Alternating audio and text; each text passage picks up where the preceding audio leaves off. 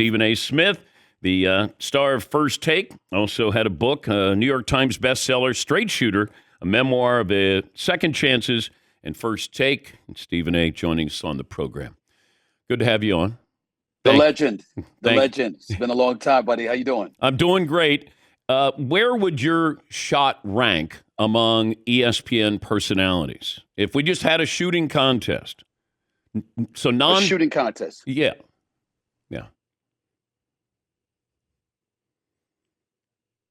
Well, I think we lost. Really dodging that question, Dan. You hit him at a sensitive area. Once again, turn the tables on him, ask a tough question. Yes, Paul? I'm surprised. Steven's not afraid to shoot, not afraid to talk about a shot. Well, okay. We'll see if we can get him back. Dang. Yeah. Figured. Now, I know he played a little bit, and I remember we were, I think, in Boston, and he was shooting. He was out there on the court shooting. How'd it look? I like my chances. But you're taking guys like J.J. Redick off the board. Oh, yeah, I have to take the pros out of Right. there. Yeah, absolutely. But there's a few of those professionals there. Redick would beat everybody there. Right. Because he could still be playing. I remember... You got me? We got you now. I'm back. You're back. I'm sorry. Okay. I don't know what happened. Okay. I apologize. Okay. So I thought you were ducking the question, but... No. Okay. All right, so let me take the pros out of here. J.J. Redick and some of those guys. Where would you rank the ESPN power rankings of great shooters? Where would I rank myself or you? Oh, no. You don't have to rank me. I know where I am. Okay, I'm saying I'm number one. I'm going to say I'm number one. I'm going to say I'm number one, man. Okay. I'm going to say I'm number one. Take the NBA players out there. I'm going to say I'm number one. Okay. You think you're the best shooter in the building? Yes, I do. I have no proof of this, no evidence of it whatsoever. But until further notice, I'm going to stick with that point. Okay. Absolutely. Okay. All right. I'm not surprised that you have that confidence, but there might be a couple of guys in the building that would reach out to me after this is over. I haven't seen them, so that's the whole point. Until further evidence, I'm going with me. Your first impressions of the tournament? Well, listen, I think that UConn is clearly number one. No doubt about that. I've been more excited by the women's than the men's, to be quite honest with you. But I've looked at UConn. I've seen a couple of their games this year, particularly against Marquette. I saw them in the Big East tournament. You see what they bring to the table and what have you. You can't ignore them. They're the reigning defending national champions. This is what they bring to the table. I like Arizona a lot, though. I got to pay attention to them. There's some surprises that can sneak in or what have you, but I'm thinking UConn, and that's where I'm going with the men's right now. Even though I watched North Carolina, I was really high on them until they lost to NC State in the ACC title game. I didn't think they would lose that game, but they ended up losing that game. I thought Pittsburgh would do a better showing as well. I didn't see that happen. So I got to pay attention to that. UConn, to me, just seems to be like the team to be. And on the women's side, it's clearly South Carolina. I can't ignore what I'm seeing from Dawn Staley. Over the last 3 years, I think their record is like 101-3. They're like 66-1 over the last couple of years. And they have back-to-back undefeated regular season. So with the women's, it's definitely South Carolina. With the men's, I think it's UConn. I had Coach K on last week. He's not in favor of expanding the tournament. Jim Boeheim, a couple of weeks prior to that, was on. He said, hey, I'd be in favor of 96 schools. Where do you stand on expansion, or do we have the right number of schools at 68? I think it's about the right number. I think it's about the right number at 68. If you can't make the top 68, I know there's controversies from time to time, particularly that bottom portion of it all. But at the end of the day, coming into the season, the 68 teams are going to make the tournament. You should be definitively one of those 68 teams. And if there's a question mark about it, then it's a question mark about you, and you can't make much of an argument. I don't know did you watch the ending of the Mavs yesterday with? Yes, I did. I did. Luka's 3, Kyrie with the left-handed hook from 20 feet. It was spectacular. Okay. Is that a good shot to get? Like when you saw it leave his hand, did you go, okay? Well, I did, because it's him. And when you watch him warm up, when you see some of the acrobatic things he's done over his career, Dan, it's not a surprise. You see what he brings to the table. You know that he's a magician offensively. There leaves some room to be desired defensively. And obviously, he's got himself in the headlines for the wrong reasons over the years. But there's no debating his star power, his spectacular talent. And let's not forget, he's a champion. He's a guy that was averaging 27 and 29 a game in the respective NBA championship series against the Golden State Warriors years ago when he was a member of the Cleveland Cavaliers. Of course, his famous three-point shot over Steph Curry to seal the deal and then to overcome a 3-1 deficit to win the championship back in 2016. But in the end, when you look at Kyrie Irving and what he brings to the table, he's just a spectacular talent. And on that particular play, you know it's the last shot. Time is winding down. And Jokic had switched on him. Now, this is Kyrie, who's about 6'2" or so. You're going up against Jokic, who's 7 feet tall, and you're driving to your right, obviously, but time is running out, and you got to throw up a shot. And like Kyrie said, he practices that shot a lot more often than people realize. So I saw it leave his hand. I knew it was possible that it could go in because it's Kyrie Irving. We're looking at what the Dream Team, the impact that it had on the world. If you look at these players, even this year's draft, I mean, it's really hard to find a lot of players who are playing college basketball who are going to be first-round draft picks. You know, your number one pick could be from France or Australia, but we now look back on what the Dream Team gave us. You know, they gave us Luka, they gave us the Joker, they gave us Giannis. So that Wembayama, you know, so it's pretty amazing. But I'm wondering, is that where all the talent is going to be coming from in future years? I wouldn't say all the talent, but the Europeans have definitely, staked the claim to the NBA. It is a new era. There's no doubt about it. When you see some of the great players emanating from Europe, the fact that they play the right way, you got a lot of guys in the States, they're about dunking. Obviously, Steph Curry comes along, so they're about the three-point shot.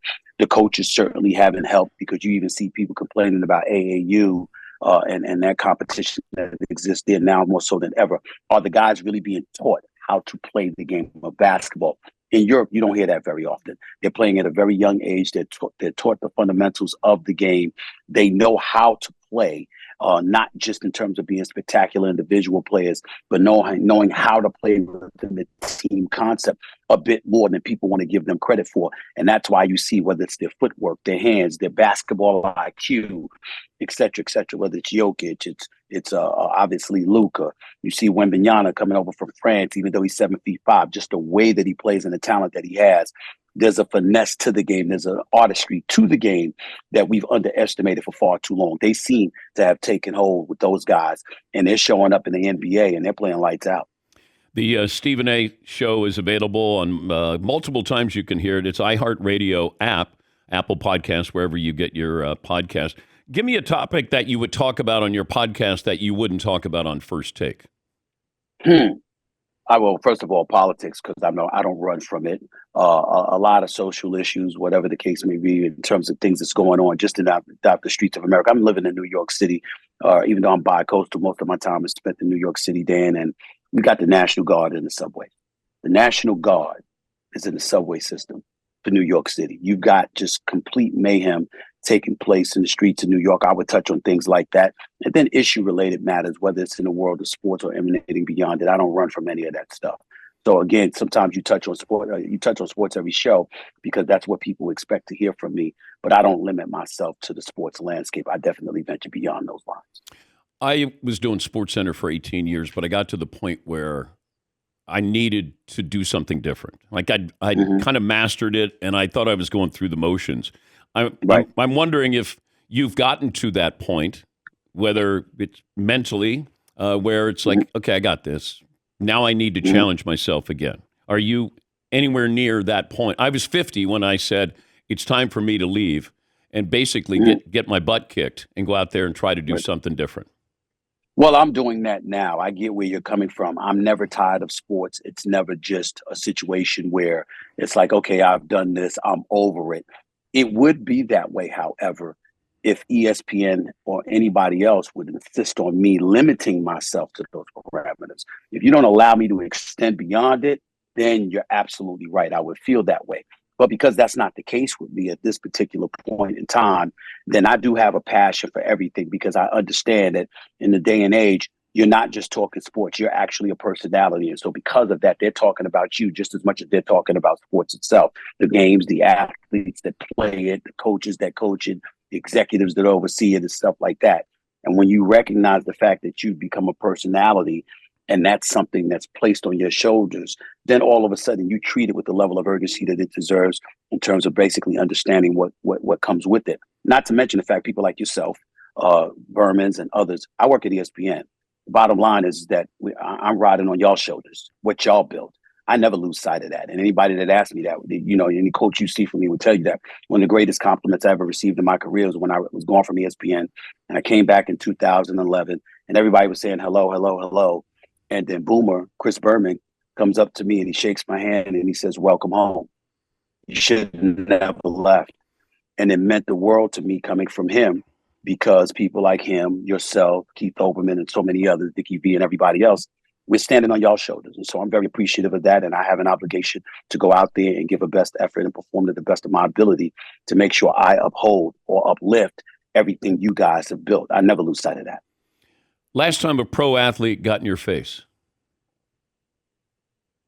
Pro athlete got in my face. Well, it depends. I mean, Draymond got in my face a few times when he disagreed with something that I said, but it was all in fun because we've got a great relationship. Chris Paul didn't like something that I said a couple of years ago involving, or he didn't like the fact that I let Patrick Beverley say something that Patrick Beverley came on the air and said a couple of years back, and he said something. But in terms of guys really, really getting at me, I think the ugliest it had ever been was Glenn Big Dog Robinson.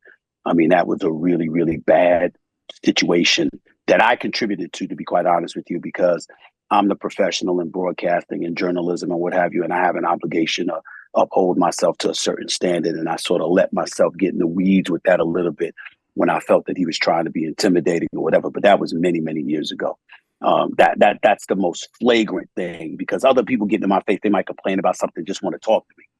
He and I, that was really, really different at that particular moment in time. That wasn't just about words. If we were alone in the streets or something, I would have got my butt whipped because I would have got into a fight with a guy 6'9", over 220 and 230, because he definitely would have wanted to put his hands on me, and I definitely would not have ran. All right, final 30 seconds of the game clock. You need a 3 to win. Game 7 NBA Finals. You can pick anybody in the history of the sport, but I am going to take Steph Curry out of this. Okay. Okay, so you can have anybody. It's a 3. Yeah. Game Larry on the Bird. line. Who you taking? Larry Bird.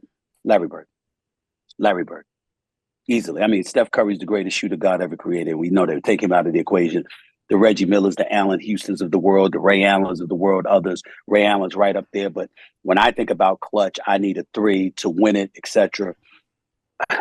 I can't get past Larry Bird. Larry Bird. In that moment, with it on the line, a guy that firmly believes he'd probably be shocked if he missed, that guy's Larry Bird. Great to catch up with you as always. Thanks for joining us, and good luck there on First Take. We're kind of competing with each other, like you're on and then I'm on, and I got you. Well, that means I lose because you always win, buddy. No. It's always good. How about good to talk to you. We just call it a tie. Call it a tie. All right.